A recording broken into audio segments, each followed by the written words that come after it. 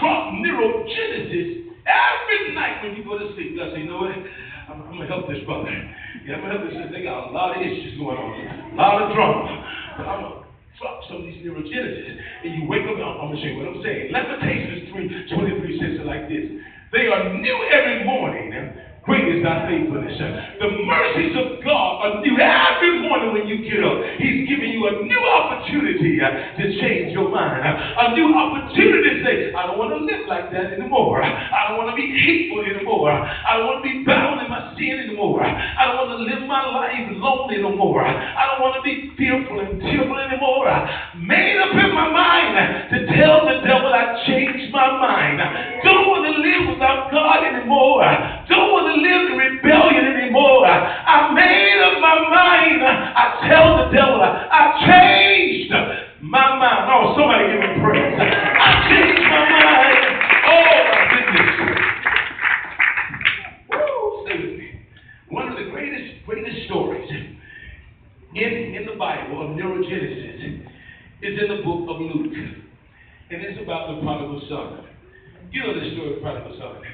This story is prolific. The prodigal son now becomes clear evidence that a changed mind can change your life. This story is filled with revelation. Dr. Lee says you cannot control your circumstances, but you can control how you respond. That means just because somebody is mean to you, don't mean you got to be mean. Just because somebody treats you bad, don't mean you got to treat them bad. You can control the circumstance, but you can control the response. I feel God's stuff in there. Listen. Consider for a moment this young man's circumstance.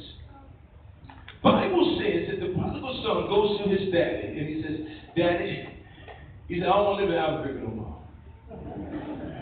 I'm tired of living here. It's time for a brother to go to LA. Gotta roll out. All my posse, they gone. All my homies, they going to LA. And I work for you, Daddy, so hook a brother up and let a brother go. Bible says he gave him his inheritance. He don't want to do it, but son took his money. He said, see, you don't want to be. You got to go to the big city. Hey, go to the big city. Lights, camera action. Oh, he can't believe it. First thing he does, it's time to go to the club. You know how he goes to the club. He's up in the club. Hey, party over here. Hey, life is good. Whoa, my God. I never knew it was so good. Party. He had money. Just throwing his money around. Next night at the party. Hey, my God. Whoa. He just having a time. Until one day he reached in his pocket. Brother was broke, brothers, and disgusted. Can't be trusted. He got nothing. Bible said, church with his friends, hey, boys, all week I've been looking y'all know. Hook them up. Hey, talk to the hand if you don't understand. There is, the Bible says, this is powerful. Put that scripture up for me, Tim. Put that up, Luke chapter. I give it to you. I got to work with him, y'all. So, Bible says that he is in a pig pen because he didn't have a job, so he had to go find a job. He found a job with a pig herder. And I don't know if y'all know about pigs, but I'm from Georgia. And then I used to slop hogs. That means you feed hogs. Pigs are nasty. I mean, they nasty beyond nasty. And they eat anything. The Bible said he was so hungry, he would have filled his belly with the food that the pigs were eating. That's how far sin would take it down. He was moving with his daddy, but now here he is, hooked up with the devil. He ain't got nothing. Bible says he's hungry, all alone. Here he is sitting in the pig pen. You got to use your. God gives you 1 billion cells to create imagination. That's why you can be sitting in church thinking about a football game.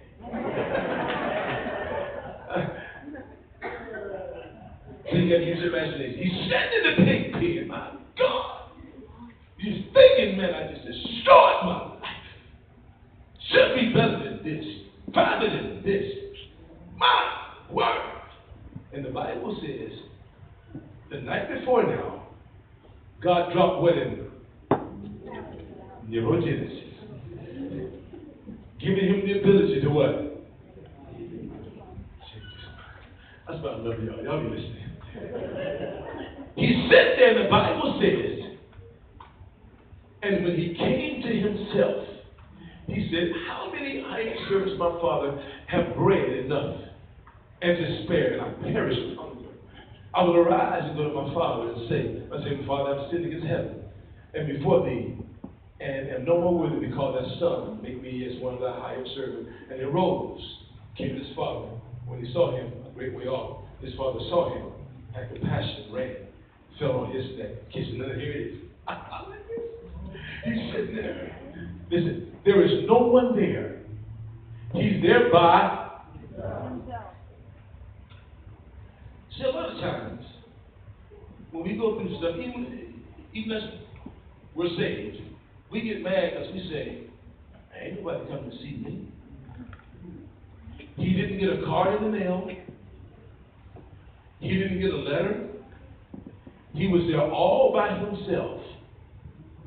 But the night before, God put neurogenesis in him, giving him enough to do this. The Bible says, and when he came to, so this is what he did. This is what you got to do. Sometimes you got to get up, turn around, and go to yourself. And tell yourself, tell the devil, I changed my mind. Oh my God! Give him praise for tell the devil, I changed my mind. You got to go to yourself and tell yourself, because your greatest enemy is the enemy. And you got to tell yourself, you ain't going to sit down here and feel sorry no more. You ain't going to have pity parties anymore. You ain't going to live on this island anymore. Tell the devil I changed my mind. You ain't going to sit here talking about people. Nobody loves you. Nobody cares for you. You're going to take all the balloons back. No more pity party. Oh yeah. You're going to tell yourself, rise up, O man of God. Have done the lesser things. Give heart and soul and mind and strength to serve the King of Kings. You're going to tell yourself, self, you're going to start praying again.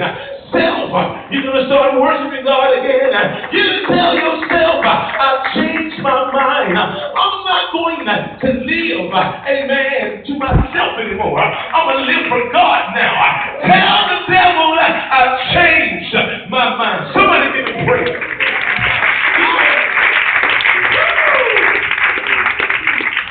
I ain't going to keep you long. See, listen, he didn't get any money. See, we think we need all this stuff. He had enough. You got enough to have victory over the devil all by yourself. You think we need this and we need that. And, oh, I know it. No, you don't need all that.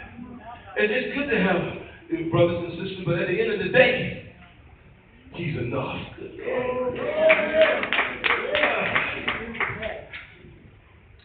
See, it began in the inner sanctum of his heart.